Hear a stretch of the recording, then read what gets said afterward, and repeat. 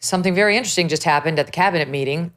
We think it was Stephen Nelson of the New York Post, but apologies if we have that wrong, who brought up the Epstein release, seemed to be directing it toward Pam Bondi.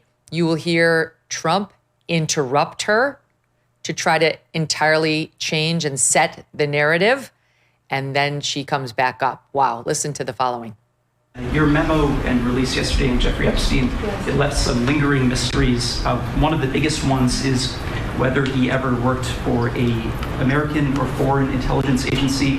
The former Labor Secretary, who was Miami U.S. Attorney Alex Costa, he allegedly said that he did work for an intelligence agency. So could you resolve whether or not he did? And also, could you say why there was a minute missing from the jailhouse tape on the night of the death? Yeah, sure. Hey, Pam, could I just interrupt for 1 second? Are you still talking about Jeffrey Epstein? This guy's been talked about for years. You're asking, we have Texas, we have this, we have all of the things. And are people still talking about this guy, this creep? That is unbelievable. Do you want to waste the time, and do you feel like answering? I don't mind answering. I mean, I can't believe you're asking a question on Epstein at a time like this, where we're having some of the greatest success and also tragedy with what happened in Texas. It just seems like a desecration, but you go ahead. Sure. First, to back up on that, in February, I did an interview on Fox, and it's been getting a lot of attention because I said, I was asked a question about the client list, and my response was, it's sitting on my desk to be reviewed, meaning the file, along with the JFK, MLK files as well. That's what I meant by that. Also, to the tens of thousands of video, they turned out to be child porn downloaded by that disgusting Jeffrey Epstein. Child porn is what they were. Never going to be released, never going to see the light of day. To him being an agent, I have no knowledge about that. We can get back to you on that. And the minute missing from the video, we released the video showing definitively the video was not conclusive, but the evidence prior to it was showing he committed suicide. And what was on that, there was a minute that was off the counter. And what we learned from Bureau of Prisons was every night, they redo that video. It's old, from like 1999. So every night the video is reset, and every night should have the same minute missing. So we're looking for that video to release that as well, showing that a minute is missing every night. And that's it on Epstein. Good grief. That was no bueno, guys. That was no bueno. Okay. President Trump had the same problem there that Caroline Leavitt had yesterday. The dodge should not be obvious. It should be subtle. It should be deftly worked into a more substantive answer. It shouldn't be, hold on, I want to answer that before you answer that, my underling. Why are you interested in Jeffrey Epstein? That old story? That is not a thing. We should not talk about that, creep. That is unbelievable that you want to waste the time. Do you want to answer that? And then she doesn't take the cue. Yeah, I'm fine answering it. Trump's like, hello, I just told you the answer. And then, what is she saying? I meant the file. The question was unambiguous. List, client list. John Roberts couldn't have asked it any more acutely. Client list. She didn't say the files. She said it in response is sitting on my desk. Okay, but now she says, I meant the file. Then what we found was tens of thousands of pictures of child pornography. As I said, that my deduction was correct.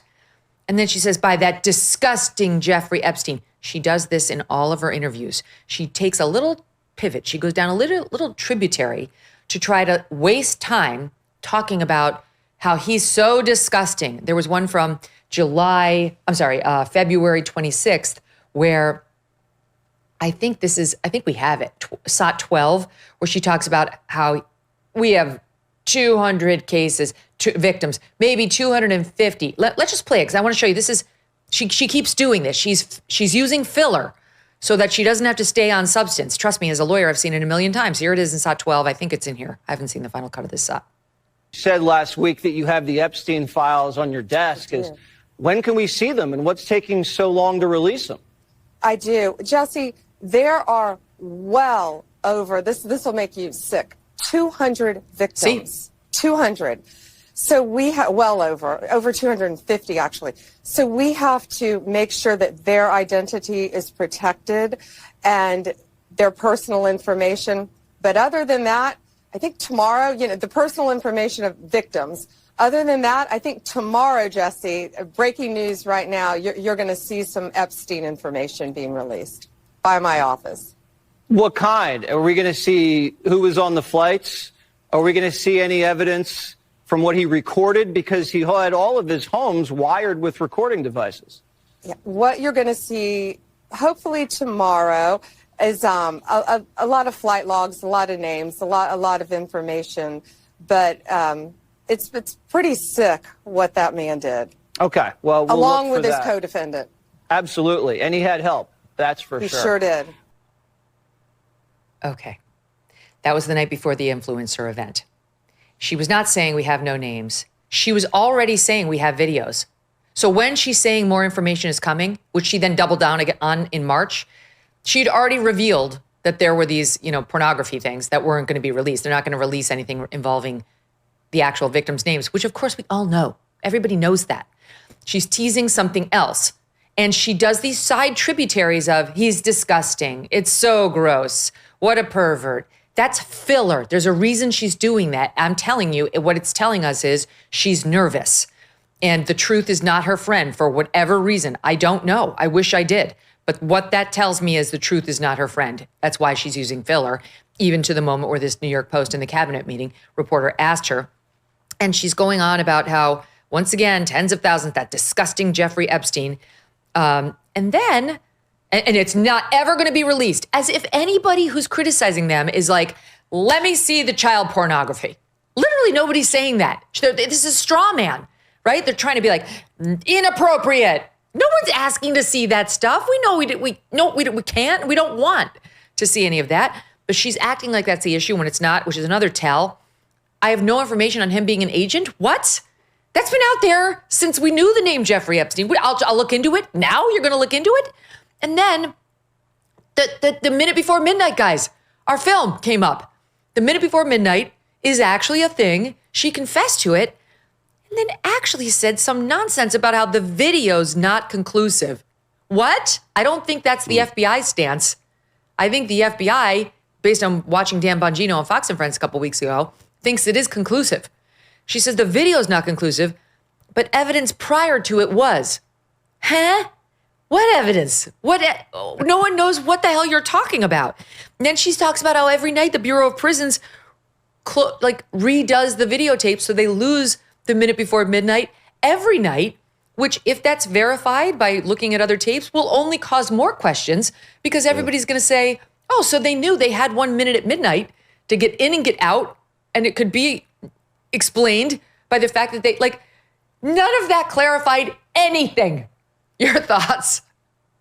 Well, I think it certainly makes that minute all the more interesting because, as you say, I mean, that didn't help at all. And I think I understood exactly what she was saying, which is that this is standard operating procedure, that there's a minute before midnight that isn't taped every night. And what we're going to do is show you that that is consistent over other nights, as if that sort of explains it. So the accusation isn't that, oh, someone eliminated a minute before midnight. It's almost worse. It's like, oh, they know that there's 1 minute that isn't taped every night. And so, I mean, this is catnip for conspiracy, right? I mean, now we know the people who worked in the prison would know about this weird thing that you're not taping for a minute. So they would know that. They were the only people who would know that. Can you kill a guy in a minute? I guess we'll find out. They'll have the Trump administration will be all over the map on that too. But this is a mess, Megyn. You're right. I'm even less of a conspiracy theorist than you are. I just assume that sophisticated conspiracies by evil actors and hundreds of people in on it. No, incompetent people who then cover their ass. Yes, but why would she just say that? Why would she say that minute is not taped every night? What is that? She should have taken Trump's lead, followed his lead. Do you even want to answer that? The proper answer, according to the president, would have been, no, let's move on. But she had to, because she's getting beaten up in the press, Tom. And there's no question she just made it worse. She did. But to me, the most interesting thing was Trump. I mean, yes. Of course. Everybody's been talking about Epstein. It's never gone away. Elon Musk just mentioned his name connected with Epstein. Like, it was a big deal like a week ago. They announced on Sunday night, there's no case. Of course we're going to be talking about it. He's just like, oh, this is a desecration. I'm like, what? Since when? Since when? It was so obvious. Trump didn't even sound persuasive, Tom. When Trump's genuinely annoyed that something comes up, old Big Daddy's not afraid of being like, F off, you nasty reporter. This was him like, I am indignant that you would bring up Jeffrey Epstein when there are more important subjects. So weird. Yeah. No, that was weird. He just didn't want her to talk about it, Megyn. He just was trying to get her to be quiet. He just didn't want her to answer the question. Yes, yeah, so she was too thick to take the lead. Since President Trump was sworn in, his administration has made enormous progress at a breakneck pace.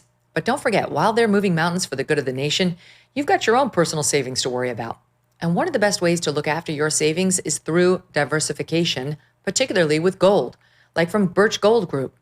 In the past 12 months, the value of gold has increased by 40%. OMG.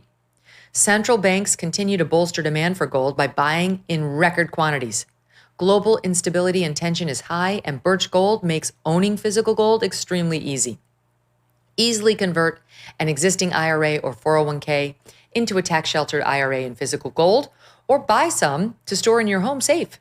Just text MK to the number 989898, and Birch Gold will send you a free info kit on gold. There's no obligation, just useful information.